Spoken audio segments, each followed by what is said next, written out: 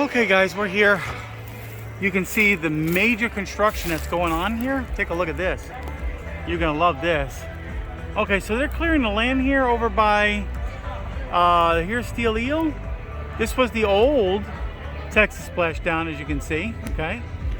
And it looks like most of the pavilions are still up, but the ground has been broken.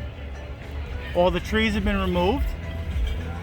Some major progress going on. I think that's awesome. So sooner or later, we're going to see some real major stuff happening here. And of course, this is over, you know, behind the fence, so it's all legal and whatnot. So you can come out here yourself and take a gander at what's happening. It's pretty cool. There goes another view from another angle.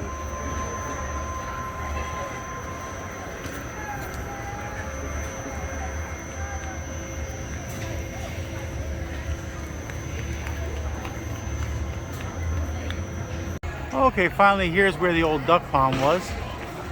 You can kind of see that it's been removed. And there's the Animal Connections, which is now the Employees Lounge. Okay, that's my final view for you for today, folks.